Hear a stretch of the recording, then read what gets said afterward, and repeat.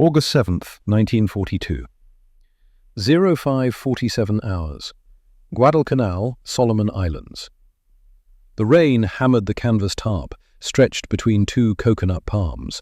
Water pooled in the corners, dripping through gaps onto the mud below. Inside this makeshift workshop, Thomas Reed stood over a workbench constructed from ammunition crates and scrap lumber. Before him lay 47 Winchester Model 1897 shotguns, every single one broken. Tommy was 19 years old. His hands were already stained black from gun oil and rust. His Navy-issue shirt clung to his back in the oppressive heat. The thermometer nailed to the palm trunk read 38 degrees Celsius. The humidity made it feel like breathing through wet wool. He picked up the first Winchester, pulled the pump action. The mechanism moved 3 inches and stopped, locked solid. He set it down, picked up the second, same problem. Third, fourth, fifth. Rust had seized the internal mechanisms on every weapon. The tropical air had penetrated every gap, every seal, every microscopic opening. Salt spray from the ocean mixed with rainwater. The metal parts had oxidized in less than 72 hours. Outside, 200 Marines were cleaning their rifles and checking their ammunition, preparing for tomorrow's assault on a Japanese bunker complex 3 kilometers inland. The intelligence reports described reinforced positions, underground tunnels, fortified fighting positions designed for close combat. The Marines had M1 Garand rifles, excellent weapons, 43.5 inches long, effective at 200 yards, completely useless in a tunnel 3 feet wide. That's why they needed the Winchesters, 20 inches shorter, devastating at close range. 6 rounds of 12-gauge buckshot could clear a room in seconds, if the guns worked. Tommy looked at the 47 broken shotguns, did the math. 200 Marines, 47 weapons. If he could fix them all, less than 1 in 4 would have the right tool for the job. The ones without would go into those bunkers with bayonets and hand grenades. The casualty projections sat in a folder on Lieutenant General Marcus Stone's desk. 68%. More than 2 out of 3 wouldn't come back. Tommy had no manual for Winchester shotgun repair, no replacement parts, no proper tools. His official job was aircraft maintenance. He'd spent the last 9 months working on Pratt & Whitney radial engines. He'd never fixed a gun in his life, but he understood how things failed, how salt air corroded aluminium engine casings, how humidity penetrated sealed bearings, how heat expansion cracked metal under stress. An engine was just a machine. A gun was just a machine. The principles were the same. He pulled his tool roll from his pack. 1 adjustable wrench, 1 pair of pliers, 1 metal file, 1 small can of motor oil. That was everything he had. Tom picked up the first Winchester again, began to disassemble it. 9 months earlier. December 7th, 1941. Pearl Harbor, Oahu, Hawaii. Thomas Reed had been in the Navy for exactly 4 months. Machinist's mate 3rd class, fresh out of basic training, assigned to the aircraft maintenance facility at Ford Island. That Sunday morning, he was working in the engine overhaul shop. A Pratt & Whitney R1830 radial engine sat disassembled on the workbench. 14 cylinders laid out in precise order. He was cleaning carbon deposits from the valve seats with a wire brush. The first bomb hit at 07:55 hours. Tommy looked up. The sound was wrong. Not thunder, not a backfire. The building shook. Dust fell from the ceiling beams. Chief Petty Officer Anderson ran past, shouting something Tommy couldn't hear over the second explosion. The third. The fourth. He walked to the door, looked out across the harbor, saw the Arizona, saw the fire, saw the smoke column rising 300 feet into the sky. More bombs fell. The building next to theirs took a direct hit. The roof collapsed, the walls disintegrated, fire erupted from the wreckage. That building housed the carburetor repair section. 47 men worked there. Tommy knew most of them by name, had eaten lunch with them yesterday. The attack lasted 1 hour and 15 minutes.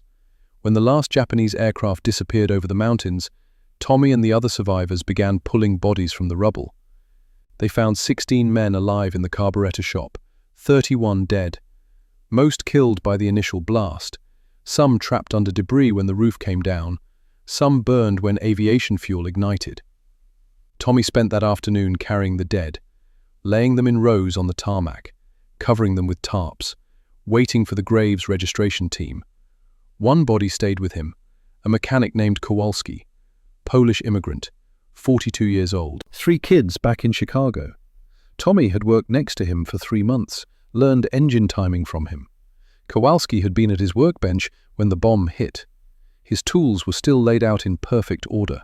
His torque wrench, his micrometers, his feeler gauges, everything exactly where it should be. He'd been doing his job, using the right tools, following procedure, and he died because the building collapsed. Tommy made a promise to himself that day, standing in the smoke and the ash and the smell of burning fuel. A simple promise: never let a broken tool kill an American again. If a man had the right equipment, maintained properly, functioning when needed, he had a chance. Not a guarantee, but a chance. Tommy would make sure they had that chance. Guadalcanal, August 1942. The workshop under the tarp. Tommy had the first Winchester completely disassembled, every component laid out on the workbench. He studied each piece: the barrel, the receiver, the bolt, the trigger group, the magazine tube, the pump mechanism. Rust covered everything. Not surface rust that could be wiped away, deep oxidation, the kind that pitted metal and seized moving parts. He walked to the motor pool, found Sergeant Morrison working on a deuce and a half. "Sarge, I need cleaning solvent." Morrison pointed to a 55-gallon drum. "Aviation gas, that's it.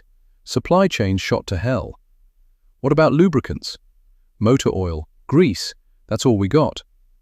Tommy walked back to his workshop. Aviation gasoline, motor oil. That's what he had to work with. He'd cleaned engine parts with aviation gas thousands of times.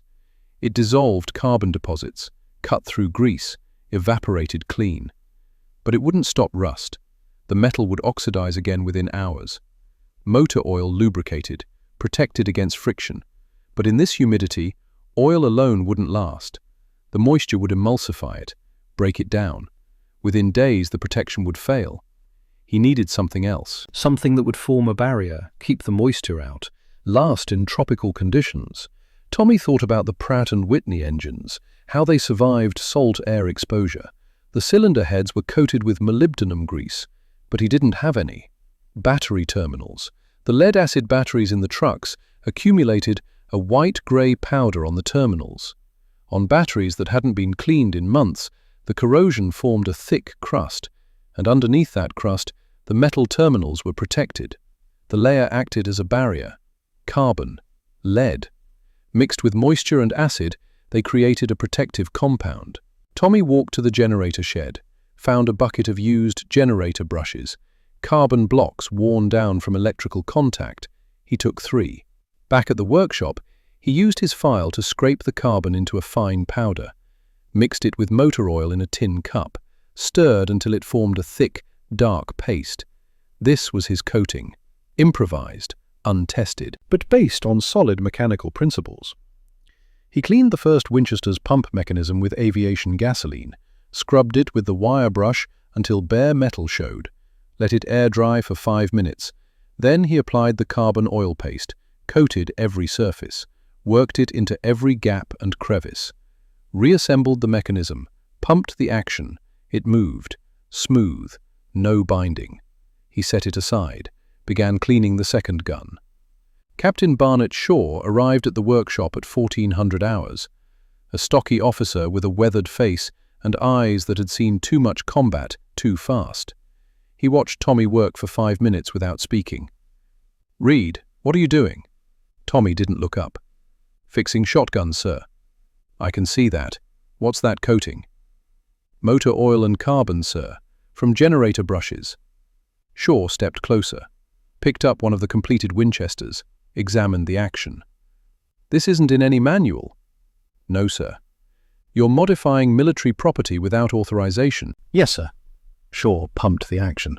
Once, twice, 3 times, the mechanism moved like it was factory fresh. He set the gun down, looked at Tommy. "How many can you do?" "All 47, if I work through the night." Shaw was quiet for a moment. Outside they could hear Marines singing cadence as they ran past, training for tomorrow's assault. "Reed, you know what happens if these guns fail in combat?" "Men die, sir." "That's right, men die." Shaw picked up another Winchester, studied it. "You know what happens if these guns work?" "Men live, sir." Shaw nodded, set the gun down, turned to leave, stopped at the edge of the tarp, spoke without looking back. "I didn't see anything here, Reed. Keep working." Tommy watched him walk away. Then he picked up the next Winchester and began to disassemble it. The testing happened at 600 the next morning. Tommy had finished all 47 shotguns at 3:20 hours. He'd worked for 22 straight hours. His hands were raw. His eyes burned from exhaustion and fumes from the aviation gasoline. He'd convinced Morrison to give him 100 rounds of 12-gauge buckshot ammunition. He set up behind the motor pool, used empty fuel drums as targets at 30 feet, the distance you'd encounter inside a bunker. He loaded the first Winchester, 5 rounds in the magazine tube, 1 in the chamber, pumped the action. The mechanism moved smooth, no resistance. Aimed at the first drum, fired. The buckshot pattern punched 9 holes through the steel. He pumped, fired again, all 6 rounds in rapid succession. Every shot functioned perfectly. No jams, no failures to feed, no failures to eject. He reloaded, fired 6 more rounds, then 6 more. 18 rounds through the first gun, 0 malfunctions. He tested 5 guns total, 30 rounds through each, 150 rounds total, 0 failures. The carbon oil coating was holding. The mechanisms were protected. The guns were working. Marines began gathering to watch. Drawn by the sound of sustained shotgun fire, Lieutenant General Marcus Stone arrived at 06:45 hours, the commanding officer of the entire 1st Marine Division. He walked up to Tommy, looked at the tested Winchesters, looked at the shredded fuel drums. "These the guns Captain Shaw told me about?" "Yes, sir." "They work?" "Yes, sir. 150 rounds fired, 0 malfunctions." Stone picked up one of the Winchesters, examined it closely, saw the dark coating on the metal. "This isn't standard procedure, son." "No, sir." "You have any training in weapons repair?" "No, sir. I'm an engine mechanic."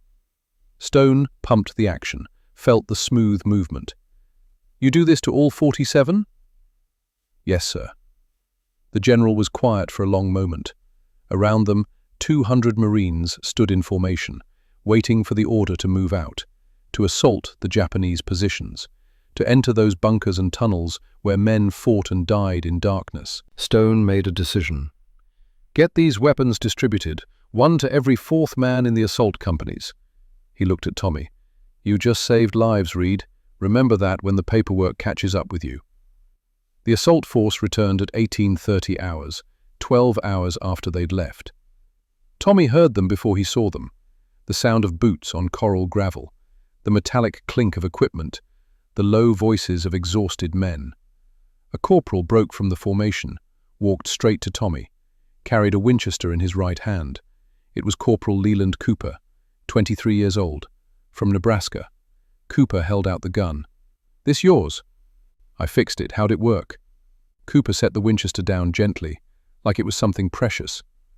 "I went into 6 bunkers today, fired 43 rounds. Every single one functioned. No jams, no failures." He paused, looked at Tommy with eyes that had seen things no 23-year-old should see. There was a moment. In the 4th bunker, 3 of us went in, dark as hell, couldn't see anything, heard movement to my left, pumped and fired, 6 rounds. If that gun had jammed, if it had failed even once. He stopped, didn't finish the sentence, didn't need to. All 3 of us walked out, because this gun worked when I needed it. More Marines were approaching now, carrying Winchesters, setting them down at Tommy's feet, one by one. 43 shotguns returned, 4 were lost in combat. Men killed in action. The weapons went down with them. Tommy counted, did the math. The casualty rate was 32%. Stone's intelligence officer had projected 68%. The Winchesters had made the difference. Captain Shaw appeared, stood next to Tommy. "Read, how many more can you fix?" Shaw handed him a requisition form.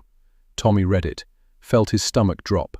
200 Winchester shotguns, all in similar condition to the first 47.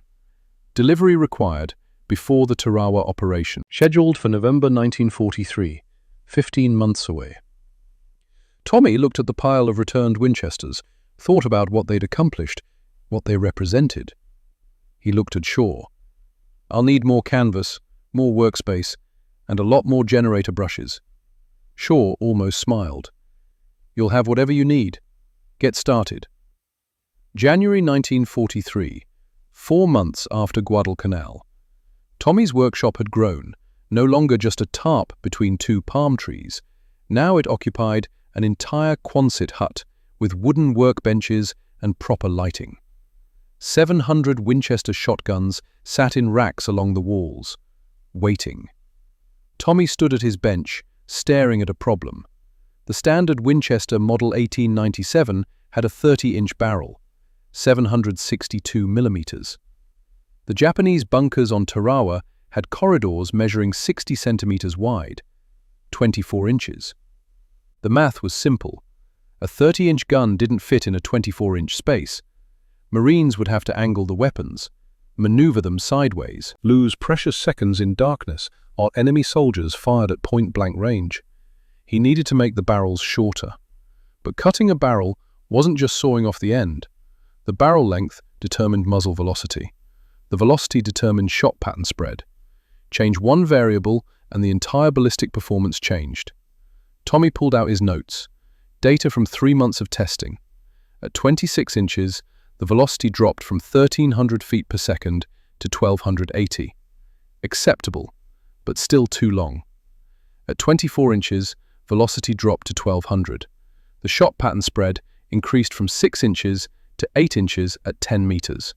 8 inches at 10 meters. In a bunker corridor, a man-sized target.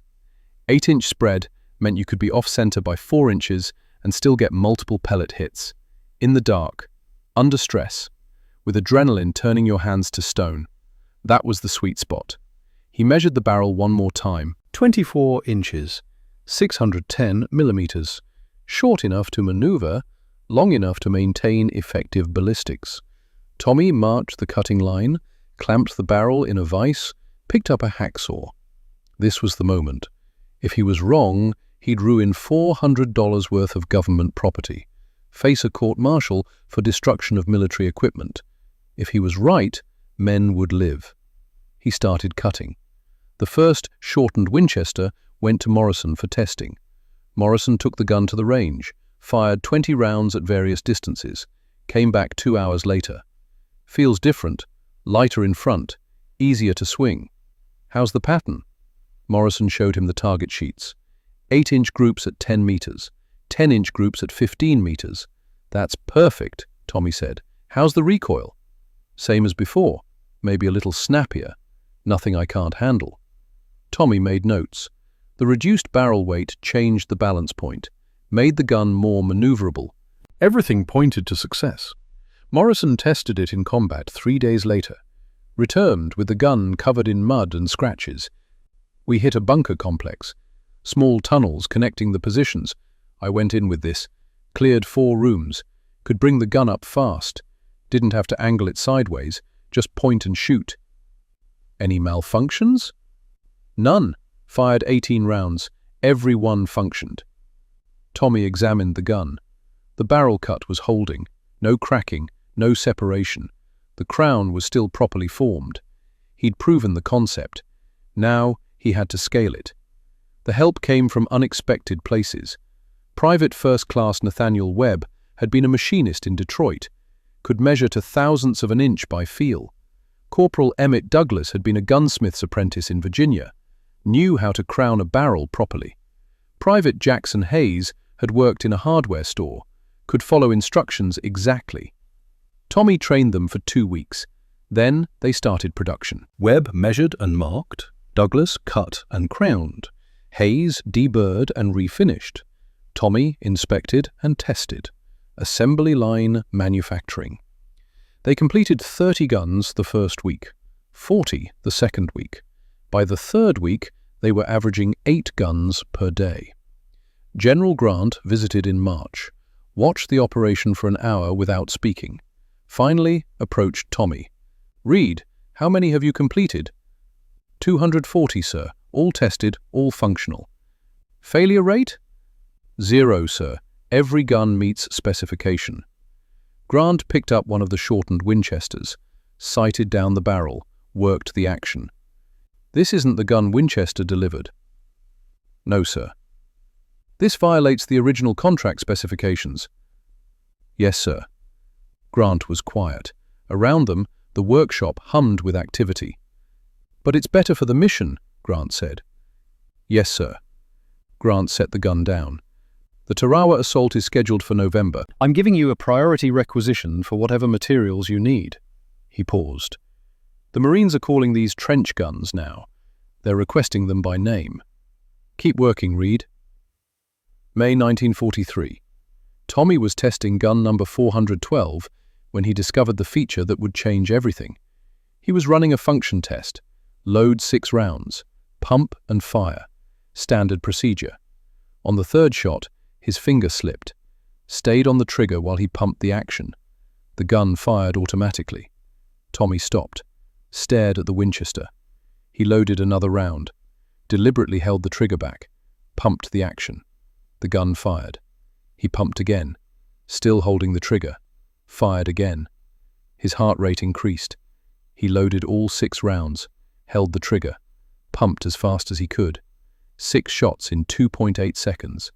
Normal firing took 6 seconds. This was more than twice as fast. Tommy set the gun down carefully. His hands were shaking.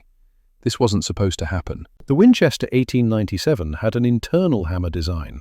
No disconnector between the trigger and the firing mechanism. When you held the trigger and pumped the action, the hammer dropped automatically as soon as the bolt closed. Winchester had removed this feature in the model 1912. Too dangerous. Military regulations prohibited automatic weapons without special authorization. But the model 1897 still had it. Most people never discovered it because they released the trigger between shots, like they'd been trained. Tommy had just found it by accident. He thought about the implications. In a dark bunker, facing multiple enemies at close range, the ability to fire 6 shots in under 3 seconds could mean the difference between life and death. But it was dangerous. If a Marine didn't understand how it worked, he could empty the magazine accidentally. This required training, discipline, control. Tommy made a decision. He would activate this feature deliberately, not hide it, document it, train Marines how to use it safely, turn it into an advantage. The training took place over 2 weeks in June. 30 Marines selected for the first Tarawa assault wave. Each received a shortened Winchester and 2 hours of instruction. Tommy demonstrated the slam fire technique, how to hold the trigger, how to pump smoothly, how to control the muzzle rise. "This is not a machine gun," he told them. "This is a precision tool that happens to fire very fast when you need it to, but you control it, not the other way around." The Marines practiced, started slow, 1 shot, learn the feel, then 2 shots, 3 shots, building up to full-speed slam fire. There were accidents. 1 Marine fired all 6 rounds into the dirt. Another lost control. A third dropped the gun. But they learned, adjusted, improved. By the end of week 2, every Marine could execute controlled slam fire. 6 rounds, 3 seconds, all shots on target. Lieutenant Clayton Mills observed the final qualification, a hard-eyed officer who'd fought on Guadalcanal. He watched 1 Marine clear a bunker mock-up. The Marine entered, encountered 3 pop-up targets in darkness, engaged with slam fire. All 3 targets down in 4 seconds. Mills walked over to Tommy. "That Marine just did what would normally take 3 men. How many guns can do this?" "All of them, sir. It's built into the Model 1897 design. So why didn't anyone use it before?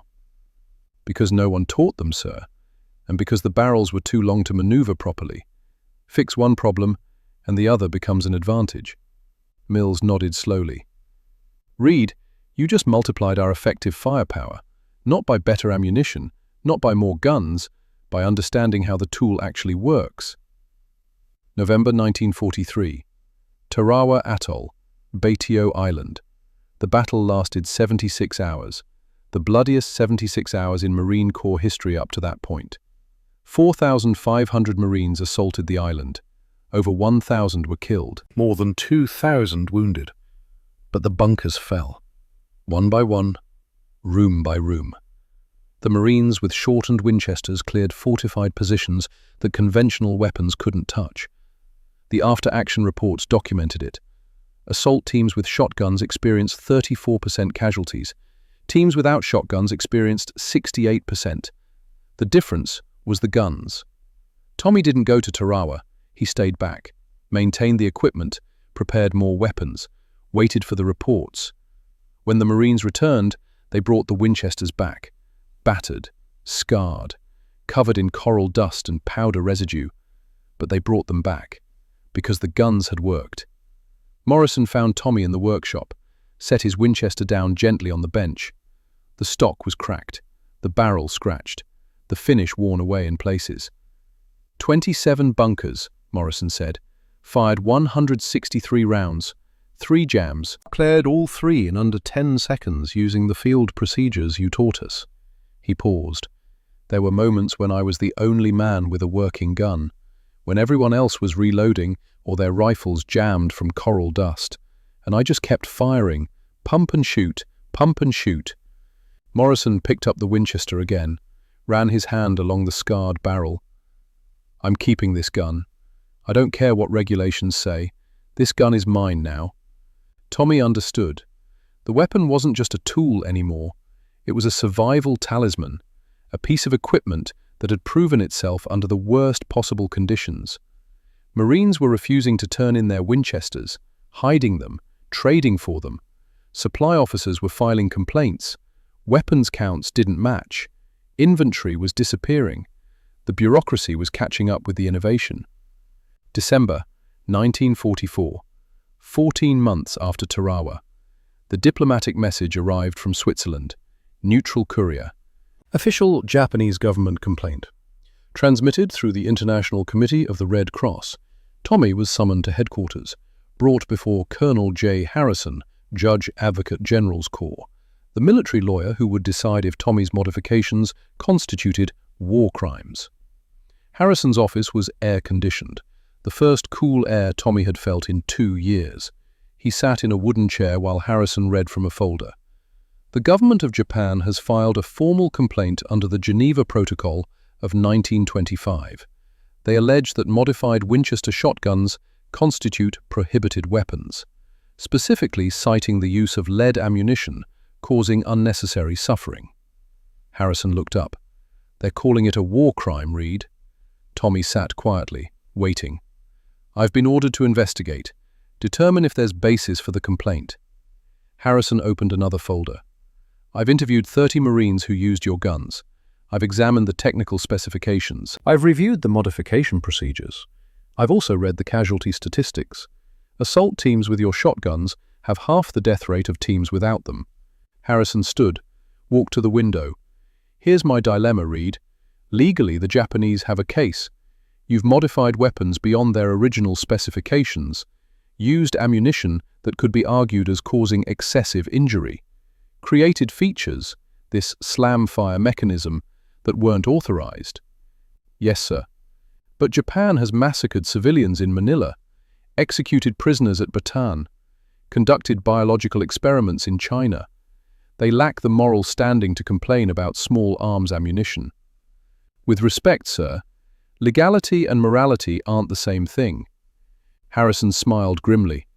No, they're not. Which brings us to the actual problem. Regardless of Japanese complaints, you violated US military regulations, multiple regulations. I have documentation of 2,384 modified weapons, all traceable to you. Tommy felt his stomach drop. This was it. Court-martial, dishonorable discharge, prison. However, Harrison continued, General Thayer King has made a recommendation. Modify the modifications. Make them technically compliant with regulations while maintaining battlefield effectiveness. What he calls creative compliance. Harrison handed Tommy a legal document. You have 30 days to redesign your weapons system. Make it legal. Keep it effective. Can you do that? Tommy scanned the document, saw the constraints. No slam fire, no modified ammunition, no unapproved barrel alterations. And he saw the loopholes, the places where creative engineering could work around regulations without violating them. Yes, sir, I can do that. Good, because if you can't, I'll have no choice but to recommend charges. Reed, I don't want to prosecute you. You've saved lives. But I have to uphold the law. Give me a legal version of what you've built. The solution came from understanding the exact wording of the regulations. The slam fire prohibition specified automatic weapons with sustained fire capability. But if Tommy modified the pump mechanism geometry, increased the leverage angle from 38 degrees to 42 degrees, the Marines could pump faster manually, not automatic, just optimized mechanics. The ammunition restriction prohibited soft lead projectiles designed to deform, but hardened steel alloy pellets were legal, and if the hardening process left them with similar terminal ballistics to lead, that was just materials science. The barrel modification rule prohibited unauthorized alterations, but if Tommy documented them as tropical climate adaptations with proper engineering justification, they became authorized field modifications. It was creative compliance, following the letter of the law while maintaining the spirit of battlefield effectiveness. Tommy worked 18 hours a day, redesigning, testing, documenting, building a paper trail that would satisfy the lawyers while keeping the Marines alive. After 26 days, he had it, version 2.0 of the Winchester Modification Program, technically compliant, practically identical to the original, legally defensible. He submitted the documentation to Harrison, waited for the verdict. The approval came back in 48 hours, stamped, signed, official. Tommy Reed's modified shotguns were now regulation equipment, no longer field expedients, no longer improvised solutions. They were doctrine, and with that approval came orders for 5,000 more. The system had absorbed the innovation, made it permanent, turned a mechanic's desperate invention into standard procedure. Tommy looked at the orders. 5,000 guns, all requiring the new modifications, all needing to be ready before the Okinawa invasion. He had 6 months. He got back to work. April 1st, 1945, Okinawa. Day 1 of the largest amphibious assault in the Pacific War. Tommy Reed stood on the deck of a transport ship, watching the island through binoculars. Smoke rose from preliminary bombardments. The Navy had been shelling the beaches for 7 days straight. It wouldn't be enough. Intelligence reported that the Japanese had built the most elaborate defense system of the entire war. 15 kilometers of tunnels carved through limestone bedrock, over 500 fortified cave complexes, 65,000 soldiers dug in and waiting. Below deck, 1,200 Marines checked their equipment. Among them, 400 carried Tommy's modified Winchesters, shortened barrels, carbon oil coating, optimized pump mechanisms, version 2.0. Tommy wasn't supposed to be here. His job was rear echelon maintenance. But General Simon Carter had requested him personally. If the guns broke under the extreme conditions expected on Okinawa, Carter wanted the man who built them close enough to fix them. Tommy was 23 years old. He'd spent the last 40 months modifying weapons, training Marines, testing innovations, working 18-hour days. He'd lost 30 pounds, developed a chronic cough from breathing metal dust and solvent fumes. But the guns worked. 2,384 weapons modified. Statistical analysis showed they'd reduced bunker-clearing casualties by 47%, saved an estimated 8,000 lives. The numbers were abstract. What mattered to Tommy were the individual stories. Morrison clearing 27 bunkers at Tarawa, Douglas surviving a tunnel collapse because his Winchester kept firing. Cooper writing a letter thanking Tommy for the gun that brought him home to his newborn son. Those stories kept Tommy working when exhaustion made his hands shake, when the heat made him dizzy, when the responsibility of knowing that every imperfection might kill someone became almost unbearable. Tomorrow, the Marines would go ashore, into the tunnels, into the caves, into close-quarter combat where Tommy's guns would be tested under the worst conditions imaginable. He went below deck to the armory, started inspecting weapons one more time, checking each mechanism, verifying each coating, making sure, because that's what he did. Make sure the tools didn't fail when men needed them most. The battle for Okinawa lasted 82 days. Tommy established a forward repair station 300 meters behind the front lines, close enough that Marines could bring damaged weapons for immediate service, far enough to avoid direct fire most of the time. On day 4, a Japanese artillery barrage walked across his position. Shells landed in a systematic pattern. Tommy and 2 assistants dove into a foxhole. The barrage passed. When they emerged, the tent was shredded. 2 workbenches destroyed, 30 weapons damaged by shrapnel. They rebuilt, worked through the night, had the station operational by dawn. The weapons came back in continuous streams. Marines brought them damaged by coral dust, heat stress, impact damage, exposure to seawater. Tommy and his team cleaned, repaired, tested, and returned them to service, sometimes within hours. Mills arrived on day 15. His platoon had been fighting in the Shuri Castle tunnel complex for 6 days straight, the underground fortress that intelligence had called impregnable. Mills set 3 Winchesters on the repair bench. All 3 showed extreme wear, barrels scratched, stocks cracked, actions filled with limestone dust. "These guns have been through hell," Mills said. His voice was hoarse. His eyes had the 1,000-yard stare. "They fired over 800 rounds each in 6 days. Still working, but they need attention." Tommy examined the first Winchester. The serial number told him he'd personally modified this gun 14 months ago. That gun had been in continuous combat service for over a year, had survived Peleliu before this. Now it was on Okinawa, still functional. "How are they performing?" "Better than anything else we have. The tunnels at Shuri are tight. Some passages are less than 3 feet wide. Your shortened barrels are the only thing that works. M1s are useless down there. Too long, too slow." Mills paused. "Yesterday my squad cleared a cave complex, 4 chambers connected by narrow passages. We went in with 6 men. 4 had your shotguns, 2 had rifles. The rifle guys couldn't maneuver. Both got hit. The shotgun guys all walked out, because they could pump and shoot in spaces where you can't even turn around fully." Mills picked up one of the Winchesters. "This gun has my name scratched on the stock. I carved it there after Peleliu. It's not military property anymore. It's mine. It's kept me alive through 2 campaigns." Tommy understood. The weapons had transcended their function. They'd become talismans. "I'll have them ready by tomorrow morning," Tommy said. Mills nodded, left the guns, walked back toward the front lines where the sound of grenades and small arms fire never stopped. Tommy worked through the night, cleaned each mechanism completely, replaced worn parts, reapplied protective coating, tested each gun with 50 live rounds. All 3 functioned perfectly, returned to spec despite the abuse they'd endured. Day 47, May 17, 1945. Douglas stumbled into the repair station, part of the assault on the final Japanese defensive line. He set his Winchester on the bench, then collapsed.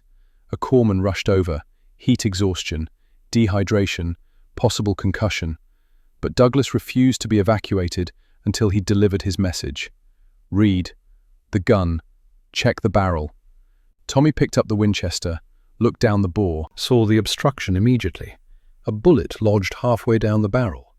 A rifle round. Douglas had somehow loaded the wrong ammunition into his Winchester. The gun should have exploded. The chamber pressure from firing a rifle cartridge in a shotgun should have ruptured the barrel, sent shrapnel through Douglas's face. But the barrel had held. The round lodged instead of exploding. The gun became inoperable, but didn't turn into a fragmentation grenade. Tommy examined the barrel more closely, saw the stress marks, the beginning of a crack that had stopped propagating. The metal had absorbed the force, distributed it, failed safely instead of catastrophically. Douglas had survived a mistake that should have killed him. "Corporal," Tommy said quietly, "you understand you loaded the wrong ammunition?" Douglas nodded weakly. "Dark tunnel, grabbed the wrong shells, didn't realize until I fired, thought I was dead."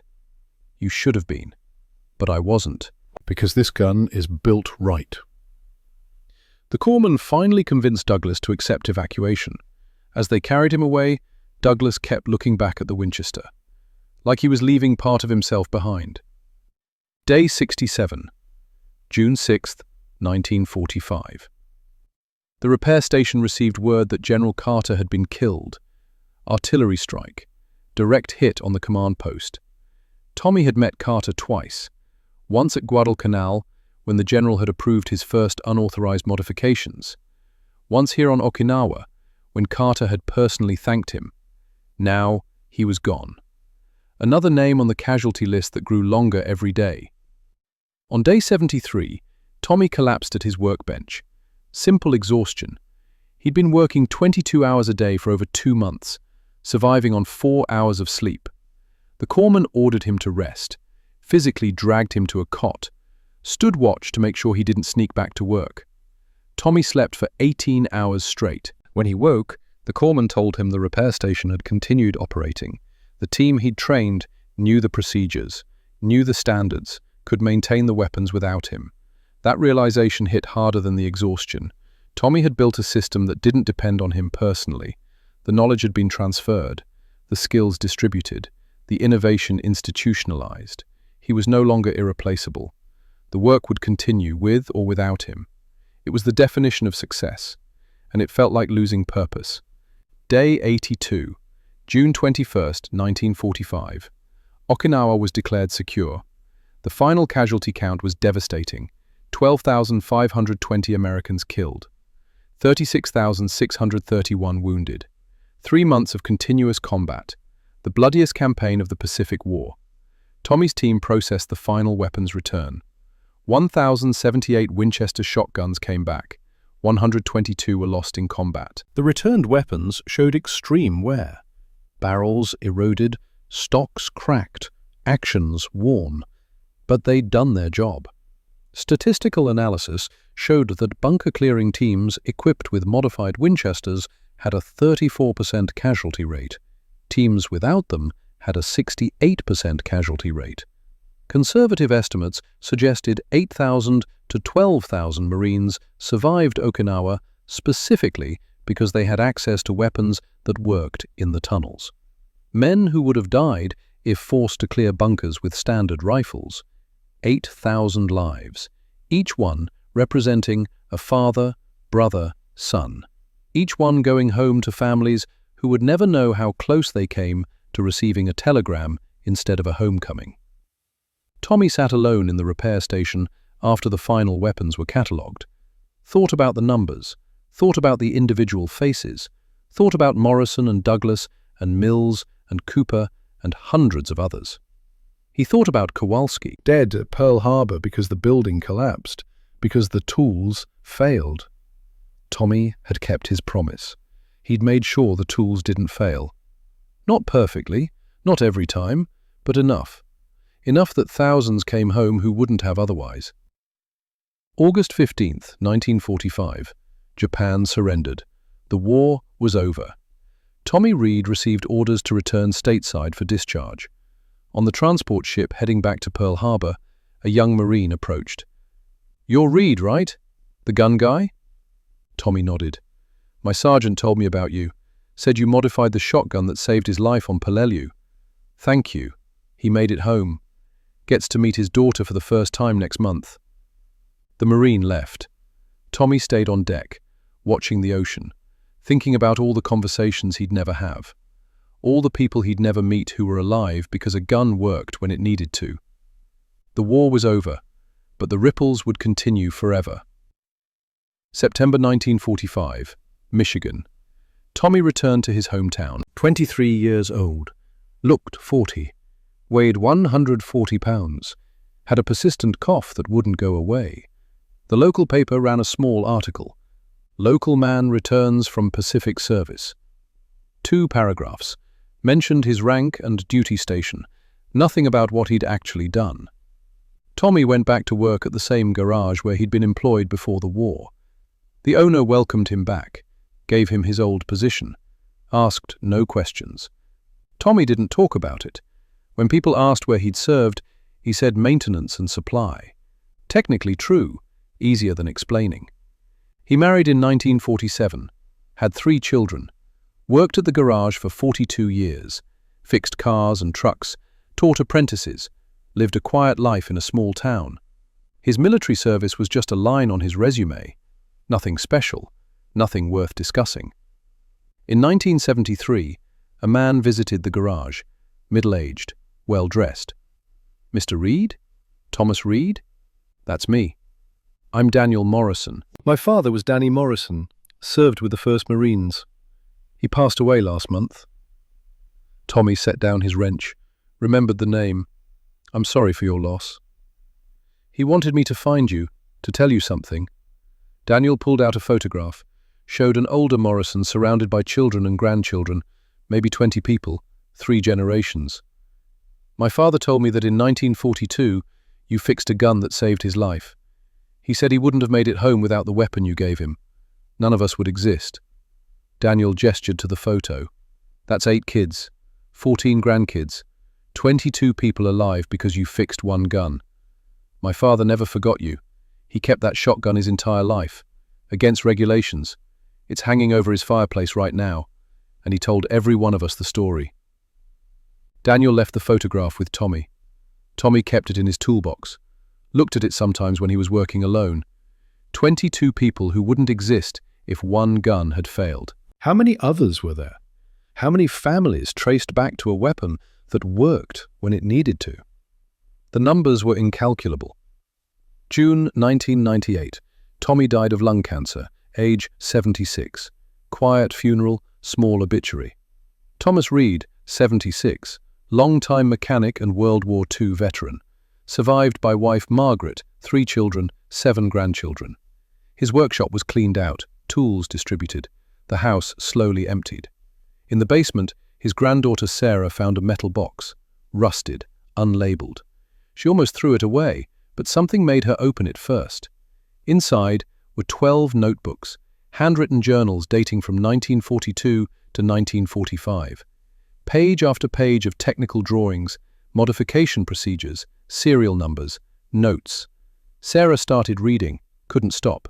The journals documented everything, every gun modified, every innovation, every problem solved, written in her grandfather's careful handwriting. And between the technical entries were personal notes, reflections on the responsibility, the pressure, the knowledge that imperfection meant death. One entry from May 1945 stopped her cold. Day 287 of Okinawa. Sergeant Cooper's shotgun has fired 3,200 rounds this month. Barrel still within specification. This means he is alive. Numbers don't lie. Tools that work save lives. That is all that matters. Sarah realized what she was holding. Not just journals, historical documents. Primary sources describing a modification program that had never been properly recorded. She contacted the National Museum of the Marine Corps, sent photographs. The response came within 48 hours. 2008. The National Museum of the Marine Corps, Virginia. Dr. Michael Brooks, senior curator, examined the journals with white gloves. "These are extraordinary. We've known about modified Winchester shotguns in the Pacific, but we never had documentation of who did it, how it was done, or the scale of the program." He looked at Sarah. Your grandfather modified 2,384 weapons. That's documented here with serial numbers, dates, specifications. This is a complete technical record. "He never talked about it," Sarah said, "not once in my entire life." Men of that generation often didn't. The work spoke for itself. Brooks turned pages carefully. But this changes our understanding of innovation in the Pacific War. This wasn't top-down development. This was bottom-up engineering. a mechanic solving problems in real time. The museum launched an investigation, cross-referenced the serial numbers with declassified records, interviewed surviving veterans, built a complete picture. They confirmed Tommy's identity, his service, his innovations, the impact of his work. 8,000 to 12,000 lives saved, conservative estimate, based on casualty rate comparisons. But the real legacy was broader. The Marine Corps had learned from Tommy's approach, Established formal systems to capture field innovations, changed how military organizations thought about equipment modification. The special operations community adopted his philosophy: user-driven design, mechanic mindset, rapid iteration based on combat feedback. SEAL Team 6 and Delta Force built entire programs around principles that Tommy had demonstrated in 1942. His work had changed military culture, shifted thinking from rigid standardization toward adaptive flexibility. One mechanic, working under a tarp in the rain, had influenced 70 years of military innovation. The museum unveiled an exhibit in 2009, Uncommon Innovation, the Winchester Modifications of World War II. It featured one of Tommy's original modified shotguns, barrel shortened to 24 inches, carbon oil coating still visible after 64 years, stock showing wear from hard use. Next to it, they displayed pages from the journals, technical drawings, modification procedures, personal reflections, and they included the casualty statistics. 34% casualty rate with modified weapons, 68% without, the difference representing 8,000 lives, 8,000 men who came home, who built families, who contributed to their communities, who created the next generation. By 2025, those 8,000 had produced an estimated 32,000 descendants, children and grandchildren and great-grandchildren who existed because one mechanic cared enough to make tools that didn't fail. The exhibit included a wall where visitors could leave notes. Veterans wrote about the weapons they'd used. Families wrote about the grandfather who came home. One note was anonymous, left on a small card in neat handwriting. My grandfather was Leland Cooper. He fought at Guadalcanal and Okinawa. He kept the shotgun someone named Reed had modified for him. It hung over his fireplace my entire childhood. When I asked about it, he would say, "That gun brought me home. The man who fixed it understood something important. Tools matter. The people who make tools matter. Never forget that." The philosophy was simple, but it had saved thousands of lives, changed military culture, influenced generations. And it came from a 19-year-old mechanic who made a promise at Pearl Harbor: never let a broken tool kill an American again. Thomas Reed kept that promise. Through 3 years of war, 2,384 weapons, countless hours of meticulous work, he kept it until the tools worked perfectly, until the men came home, until the war was over. Then he put down his wrenches, went back to civilian life, never spoke of it again. Because for Tommy Reed, the work was never about recognition. It was about responsibility. Every gun he fixed was a man who might live or die. That was the only reward that mattered, the knowledge that somewhere, someone was alive because the tools worked when they needed them most. 8,000 lives, 32,000 descendants, a legacy that would echo through generations. All because one mechanic understood something the regulations writers didn't. Wars aren't won by perfect weapons. They're won by weapons that work when everything else fails. By tools that don't quit when lives depend on them. By people who care enough to make sure. Thomas Reed cared enough, and 8,000 men came home. That is all that matters. That is all that has ever mattered.